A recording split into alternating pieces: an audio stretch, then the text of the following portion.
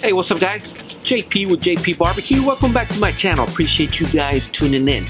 Today we are going to be doing a fire management video on the Lonestar grill. Yes sir, you guys stay tuned. I'm going to show you how JP manages his fire in this bad boy. Let's check it out.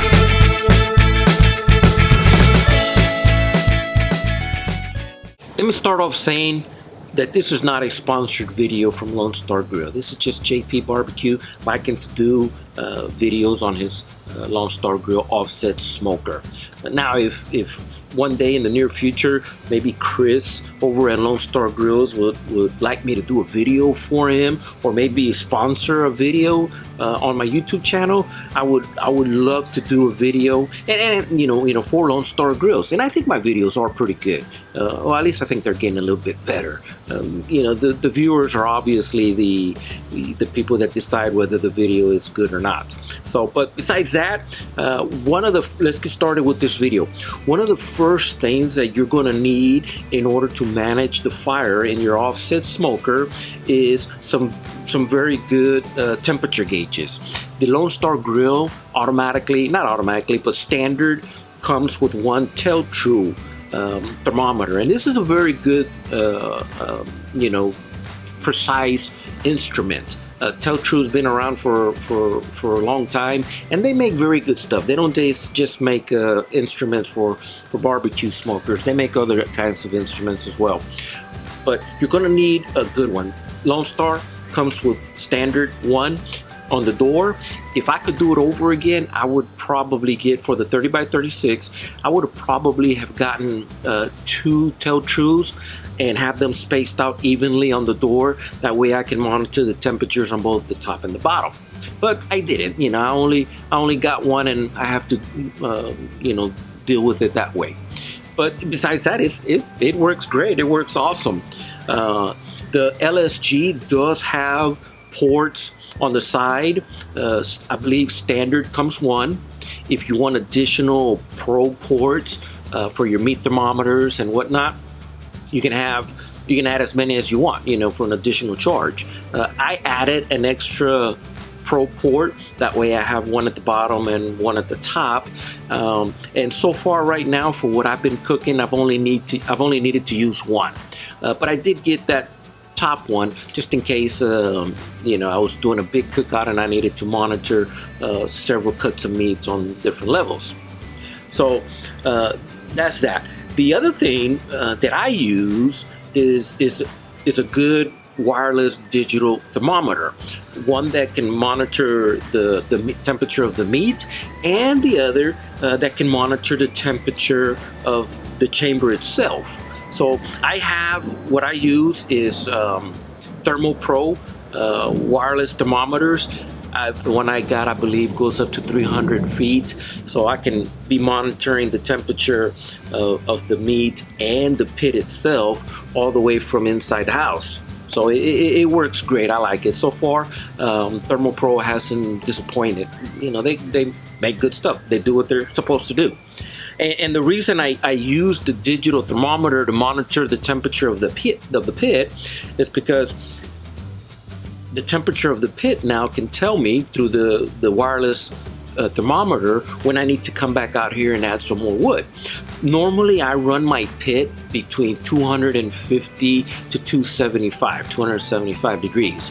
And what I do, I usually start off with a very aggressive fire in the Firebox, get it up to 275, and then I start closing the damper down to tune it in to where I want. And then I just monitor the temperature between 250 and 275. 275 on the high end. As the wood starts burning and the temperature starts going down and it gets down to 250, I come back out here and add another piece of wood. Simple as that. A piece of wood will probably run me a good 30 to 45 minutes. It gets down to 250, come out here, put some wood in it, temperature comes back up to 275, and then slowly it starts going back down to 250. Come back out here, do it again, and just keep that cycle over and over until the meat is done.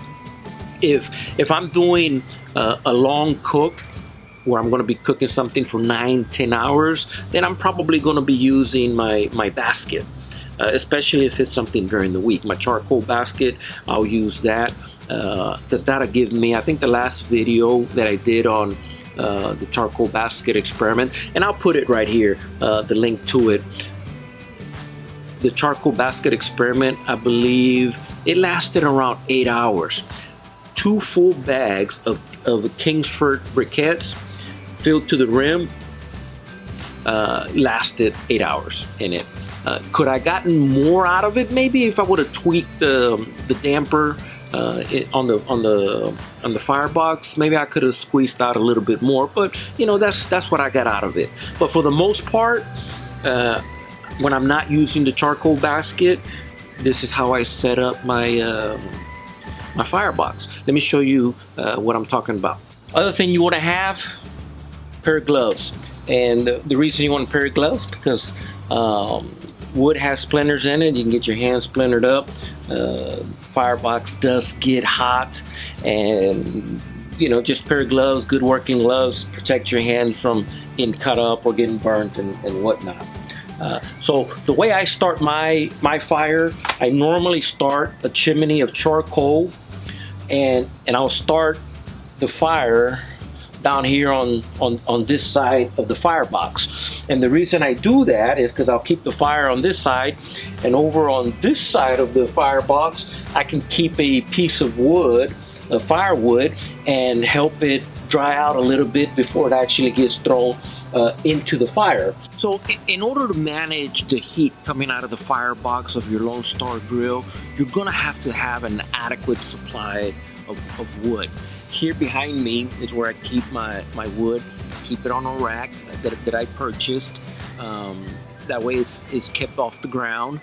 And I get my wood locally here in Central Florida. Over on East Orlando side of town, there's a guy that does that on the side, splits wood, and that's where I get my wood from. You know, here in Florida, there's a lot of oak trees, and the wood that I use inside my Lonestar grill is oak.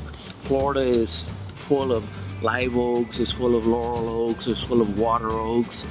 So we got oak trees, you know, galore here. So wherever you're at, whatever part of the country you're at, try to use something local, and if you can find a, you know, not a company, but maybe a guy that lives out on the farm or something like that that splits wood. Sometimes you'll see the signs driving up and down the interstate or down some rural road, firewood for sale. You know, go pay those guys a visit and say, hey, you know, I'd like to buy some firewood from you. You know, it's a source of income for them, and generally you can get it probably at a lower price than you would get it at one of these big retailers. But oak is what I use in my LSG. The other thing you want to make sure with your wood is that the wood has been properly seasoned or dried out, is what I'm trying to say. Because if the wood still has moisture in it, as soon as you put it inside the Firebox to light it on fire, it's going to let out a bunch of smoke. And for the most part, some smoke is what we want to put into our meat, but too much smoke or the wrong type of smoke, dirty smoke is what I'm talking about, can ruin the meat, make it become bitter, make it become rancid, and just not going to be good. So a good seasoned, dried out pieces of wood is what you're going to need. If you buy it at a retailer, that wood there is kiln dried, so you're not going to have to worry about any smoke. But if you get it from small mom and pop place over out in the country, you know, want to ask them how long has it been drying for. And usually it takes a good amount of time from cutting the tree down and drying it out to be adequate for fire, for less smoke. So I'm not 100% sure, but I've heard other people say that from cutting a tree down to be ready for the smoker, maybe 6 months to get the majority of the moisture out of that tree. If it's kiln dried, it's going to be done faster. Kiln drying means that they actually put the wood inside of an oven and bake the moisture out of it. If you don't have a little country road where you can go out and get it from, you know, some mom and pop place out there, you know, just get it at a big retailer. You're gonna pay a little bit more money, but you know that's the price you're paying for convenience. So I get mine. I normally buy half a cord from my supplier out in East Orlando, and half a cord, if you can picture this in your mind, if you have a nice pickup truck, a full-size bed, half a cord will probably be the pickup truck full to about the top edge of the bed. Okay, that would be like half a cord, you know, for firewood. So I get mine from him out there, but there's plenty of places that you can also get it online, and there's people that deliver it. You know, they can deliver it right to your house. You know, if you're living in the city and you have steakhouses in the city or barbecue places that are always using firewood, you know, they don't go out and cut trees. They get their wood delivered. Trust me. So just do a Google search and you'll find them. I found one here in Central Florida, out in the Tampa area, and they have two types of wood. You can get it just dried out naturally, or you can get it kiln dried. And I've been eager to test out some kiln dried wood because he also carries pecan. We don't have pecan trees here in Central Florida. That's more of a Georgia, Texas type tree. But I would like to get maybe half a cord from that company so I can use it in my smoker, because pecan wood is probably my next favorite type of wood to use for cooking. So enough of the wood. Now you know you got to have an adequate supply of it. Make sure that it's dried out and ready to go. Damn mosquitoes. So I got a basket filled with Kingsford briquettes out here on my outdoor burner. I use this for frying food or whatever, but I also use it to help light my charcoal. Lights it up fast. You can use whatever you want. They sell those little cubes. They'll sell those little fire starter logs. Whatever you like to use. I like using this because I can get it up and running pretty fast. So let me show you. Just put it right on the fire. Get it.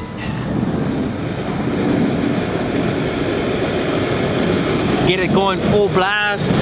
It'll light up in just a few minutes. So when I'm handling the lit up charcoal briquettes, I get my welding gloves, you know, because they're fire rated. Them other gloves work fine too, but these tend to be a little bit more insulated, a little better resistance to getting burned up, you know, because they're welding gloves. So let me go get it and show you where we put it at. So hot briquettes going right in. I put them down here in the corner on the side of the Lonestar grill. Put that over there. Grab me a couple pieces of wood like this one and put it right there on the top. Maybe get a second one, do the same thing also, and I'll lay one right here on the side. That way it starts up getting dried up a little bit. So we're gonna let that come up to temp and see how it goes. Maybe just throw another piece right there, because we want to be as aggressive with this fire as possible, because we got a big chamber we gotta heat up. It is roughly 1:15, and we'll see how long it takes to get it lit up. And you can see all that smoke coming out. Yeah, I'm gonna throw another piece of wood there on the side. There we go. We'll grab this one right here, and we're just gonna put it right there.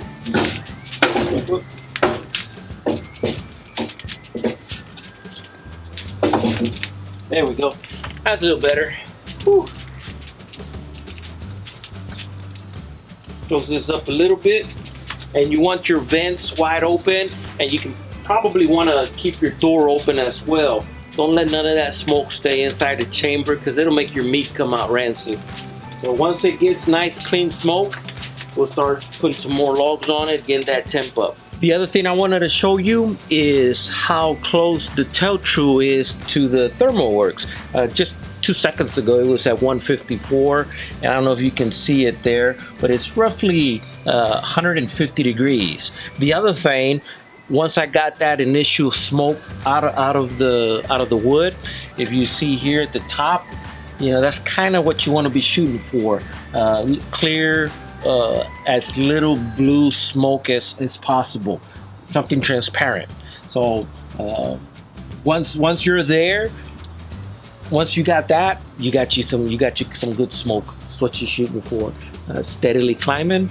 We're gonna see how long it takes to get to that 275. You guys stay tuned. So we're coming up on our temp. We're at 267 degrees. The time is 2 o'clock. So not sure how long that is, maybe 30, 40, maybe 45 minutes. I probably was not as aggressive as I should have been. I did throw 3 more logs in there to try to get the temp up a little bit faster, and got the temp up to 267. It's steadily still climbing. And what I wanted to show you is how you can set your Thermal Pro to give you an audible alert to let you know if you drop below the desired temperature that you want. So here I have two settings. The top number here doesn't say anything because I don't have a Pro plugged into the food port. But the second port down on the bottom says 267. It's labeled barbecue. And there's 2 settings for that. There's a high, which I have it set to 275. And then there's a low where I have it set to 250. With that, you can change it to whatever you want. All you have to do is hold the one that you want to adjust down for a couple of seconds, and it'll start blinking, and then you can move it up or down any which way you want. Okay, I'm gonna keep mine at 275, and once I'm there, you hit the mode light and it locks it in. And you do the same thing for the barbecue. Barbecue set to 250. You want to change it to 225, 220, whatever, you know, you just press and hold the button down until it starts blinking, and use this button over here with the down arrow to adjust the temp. But I'm gonna keep mine at 250, hit the mode light to lock it in. So 250 is my low temp, and 275 is my high temp. I rarely get above 275. Again, there's a lot of thermal mass in there that needs to get heated up. If you want to get past that, and you need to have a very, very aggressive fire, especially with the bigger pits that you have. But besides that, I'm at 269. I'm just a few degrees shy from my mark. I just hit 270. And again, it's just a little bit past 2 o'clock. So at this point, I would probably go ahead and whatever I'm going to be cooking, go ahead and put in there. And from this point on, I just monitor my temp. Once I get close to 250, it gives me an alert. Come out here, throw a couple pieces of wood. It'll jump back up to, you know, 260, 275, whatever, and just keep that cycle over. I'm gonna go ahead and adjust the vents right now, maybe halfway, and see if we can slow the temp from rising up any faster. You guys stay tuned.